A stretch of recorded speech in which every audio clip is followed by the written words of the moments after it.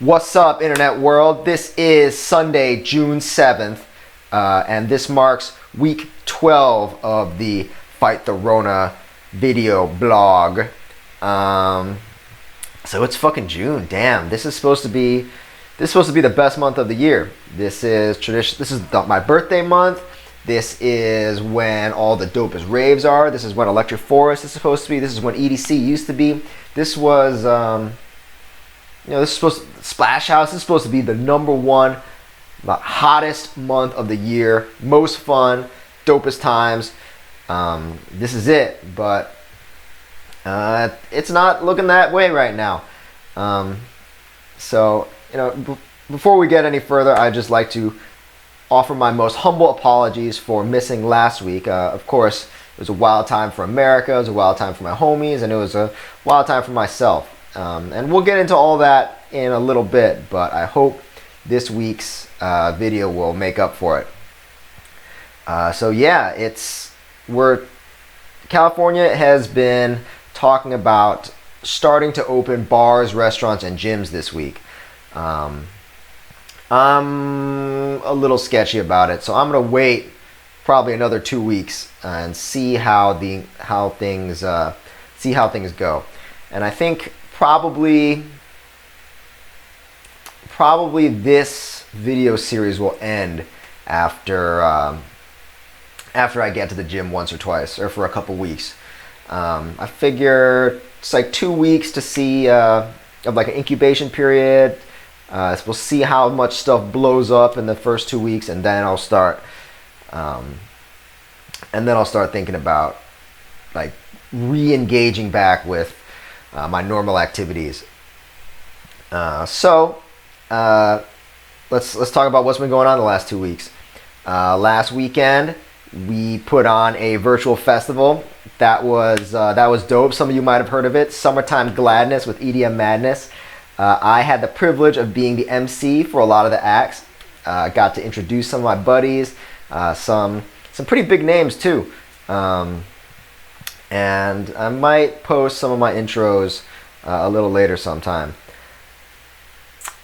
As far as what's been going on nationwide, I'm sure you guys are tired of hearing about this by now, but there has been riots and protests all across the United States.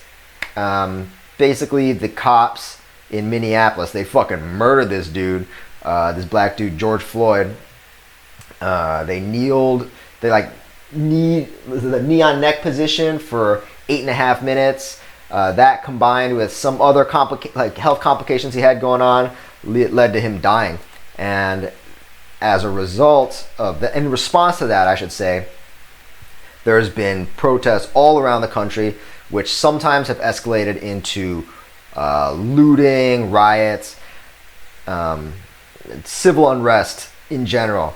I'm pretty sympathetic to the demands of the protesters. The police in the United States have an incredible lack of accountability and a incredible propensity towards violence, which is not cool. We empower these officers to use force to uphold the peace. We give them guns. We let them kill people under certain circumstances. So I think that if you're going to empower anybody with such like an elevated level of authority, then you have to hold them accountable to the strictest and highest standards. This is a conversation we've had many times in this country over the past couple years, and I thought we were fucking dealing with it. We have body cams, I think, but what's frustrating to me is none of the police in the incident have body cams. There's no body cam footage from any of those motherfuckers. It's just cell phone footage, security camera footage. Like, in my opinion, anytime the police deal with the public, for any reason, the body cam should be on and recording, and this footage should be made available to the public. I mean, I don't know if you necessarily, out of respect for the person that the police are interacting with, I don't know if necessarily that should be made like immediately available on the internet, or like if it should be made immediately available under Like if there's court proceedings, like I don't know all the legal technicalities of that, but as a matter of principle, the police should be under the scrutiny of the public. Period. Okay, that being said, I don't have any sympathy whatsoever for rioters and looters either. And I will support the harshest street justice against them. Like, fortunately, where I live in K-Town, it's been safe. Though we've reached out to some of like the other buildings on the block to try to work out a coordinated plan of defense in case riots or whatever come our way. You know, they have not really been targeting residences, which is good. And so we weren't really expecting any trouble, but it's better to be prepared, of course. After all, at the end of the day, it's the duty of every individual to protect their own property and their own interests, and ultimately their own lives, their own physical security too. It's nobody's job to look after you but you. And it's because nobody's going to care as much as you do. Unfortunately, there's also been damage across Los Angeles, Santa Monica, Van Nuys. I think that was mostly in the beginning of last week, though. Now it's pretty much settled down. I've managed to make it out to a protest this last weekend, and it was really good, really peaceful. I think the American right to peacefully assemble, that's an important one. Of course, whenever you get a bunch of people together, all in fighting for something, all with like the same kind of idea, it's really easy for that to escalate into a mob, especially when they're just basically rabble, just like untrained, undisciplined civilians who get together because they believe in something. It's really easy for that kind of situation to escalate. So the peaceful assembly, that's an important part. So unfortunately, even though my area was okay, my hometown got Naperville. That got pretty fucked up. The downtown area got hit by a bunch of looting and vandalism. The Barnes and Noble that I used to hang out with got pretty fucked up too. I'm not cool with that. And one of my buddies, his family store got ransacked. So it's the tune of like $500,000. So for like a fucking Korean American immigrant family, that's a significant blow to them, So there have been, as a response to this civil unrest, there's been a major police presence at these protests. They've called in the National Guard at some places, which is kind of crazy. But most craziest is there's been curfews, sometimes as early as 1 p.m. So they've mostly been lifted now, but that's just like a mark of the severity with which they're taking this. It's also kind of funny that prior to right now it's mostly liberals that are protesting. Prior to this, when it was mostly conservatives that were protesting mass and lockdown, the government response was very different. But also, even though those protesters showed up armed to government buildings, I didn't hear anything about any looting or any violence done by them. So yeah, interesting how everybody kind of wants to protest. I think the root of all of this unrest, both on the conservative side and on the liberal side, is, of course there's the issue that they're talking about. You have racism, police abuse on one side, lockdown, blah blah blah on the other side. But what's really at the root of this, I think, is people are unemployed. People are unemployed. They've got no place they have to be, and they're getting increasingly desperate. So they're looking for something to fight for. And now that they've got the time, now that they're kind of on the line, then they're going to go out and take to the streets. So I think that's the real cause of this. Kind of similar to the situation in Hong Kong. Although there is the proximate cause, which is the extradition bill, there is the deeper cause, which is that Hong Kong is the youth of Hong Kong are kind of trapped in this highly stratified, really really plutocratic kind of society where their opportunities are restricted and where the rich kind of rule everything. So they're itching for something to take up arms about, you know? It's also kind of interesting that despite all of the months and months of protests in Hong Kong, the police there have not, you know, and they've been facing Molotov cocktails, fucking protesters taking up like bows and arrows, Robin Hood style, attacking businesses and even individuals, just like people that they hear speaking Mandarin or they think are associated with the mainland. In spite of all this, the Hong Kong police have yet to kill anybody and yet to enact a curfew. They did shoot that one guy, I think, but he lived. So it's the situations facing America and China right now are similar but different, because in Hong Kong they have the protests going on over a really long span of time, but it's contained to one city. In America, these protests, they've been going on for a short time. I don't know how much longer they will go on, but they're spread all around the country. So there's some different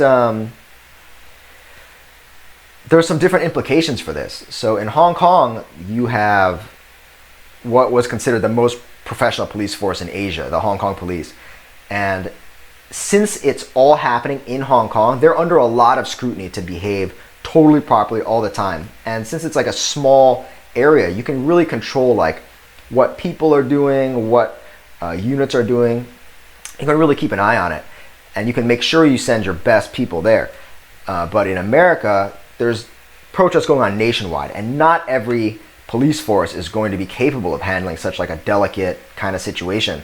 It takes a real careful touch. You want to be, obviously you need to keep the peace, but if you are too forceful, you risk escalating and inciting the protesters to violence, and that's a road nobody really wants to go down.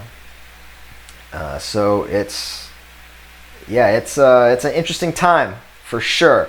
So between the Rona and these protests, it's interesting times. Let's leave it at that. So all right, so that's a little bit about what's going on big picture wise. So smaller picture, I thought I'd take, now that the quarantine is kind of wrapping up, I thought I'd go over some of my quarantine wins, stuff I'm proud of and some or happy about, and some things that I want to continue pursuing, some quarantine goals for the duration of our time under lockdown. So number one thing I'm really happy about, healing up some old injuries. So, working out all the time, being active, you kind of accumulate a couple licks. And since I've been stuck at home, and I've been able to use that as an opportunity to really focus on like rehabbing some woes that this old body has been experiencing. So like my wrists have gotten a lot better, my back's healed up in a big way. My knee used to bug me from like biking a lot, and that's healed up pretty good too, since I'm basically not biking anymore. So obviously without a real physical therapist to look at this, I'm a little limited in what I can do, but thanks to people like Nisha and some diligent practice every day, things are seeming to be improving. I've also gotten a good amount of reading done. I've shared a lot of that on this in this forum. So The Road, 1587, Empire of the Summer Moon, From the Soil. These are all great books, and I'm really glad to have gotten through them. I want to step up my reading even more though, because I got a fucking long reading list, and I'm not spending enough time to move through it expeditiously. So I can, a lot of the things I do are not as. A lot of things I do are kind of bullshit. So the less time I spend on that bullshit, the more time I can spend on meaningful stuff, which is something I've talked about before. Discovered some fucking sick new music. Akira the Don, of course. I've been listening to him nonstop. He's awesome. And I've got my StarCraft skills razor sharp. Probably the best at StarCraft that I've ever been. It's been a great outlet for like my strategy urge and for my competitive urge, that like combative, like rah, kind of desire that I have. And also, it's been a great chance to hang out with my friends. talk strategy, get together, play together, watch each other like compete. It's been awesome. So I'm really thankful for all my good StarCraft bros, and for Blizzard for making such a dope game, and for everybody on the ladder who's allowed me to test my skills against them, my gallant and honorable foes. And last but not least, I am very pleased, very proud of this this vlog. So thanks everyone who's been following along, who's been tuning in, who's been a part of this. All the people who've posted their own videos and let me keep up with them. It's been a great way to kind of check in with you guys and keep in touch with you guys. So as far as goals go, one thing I want to spend more time focusing on is work. Like, since I'm stuck at home anyways, I figure at least for the next couple weeks, or however long it takes, I'd like to devote a little more of my energy towards basically just kicking some more ass at work, getting some more recognition, making being like the best consultant that I can be. They say if you can't be with the one you love, love the one you're with. My work, I've often discussed this. It's not, I don't think of it as like my supreme ultimate calling. It's not the thing that I fantasize about. It pays the bills, and it doesn't, it's not too demanding most of the time. It does, like, it's honest work, good money, and gives me lots of flexibility. So I've always kind of, in the back of my mind, I kind of denigrate it a little bit, but I'd like to really put forth my best effort and make that like a source of a place of excellence for me. I also want to step up my Chinese studies. It's been hard to stay motivated and focused when I'm stuck at home, especially since so much of it is digital. And honestly, I get a little tired of like looking at this screen, looking at my phone. But hopefully, with the next habit that I'm going to discuss, my next little quarantine goal, then I can get that fixed. And that next habit is getting up fucking early and getting in a hard workout every morning, just like I used to do when my discipline was like super tight. I think, of course, that starts with going to bed at a reasonable time, and a little bit of caffeine helps too. A little bit of like coffee, tea, something. I've kind of sworn off caffeine. So that's going to be like an added challenge to it. But, where there's a will, there's a way. Lastly, like I discussed, more book action. Spend some more time reading. Crank through this fucking reading list. Let's do some damage. Let's fuck some shit up. All right, well, cool. That wraps it, I think, for this week's cast. I hope you guys have enjoyed, and I look forward to seeing you guys in the comment section. Look forward to hearing more of your hearing updates from you guys. And yeah, stay safe, stay indoors. Black lives do matter, and protect yourself. Protect yourselves. Be good. All right.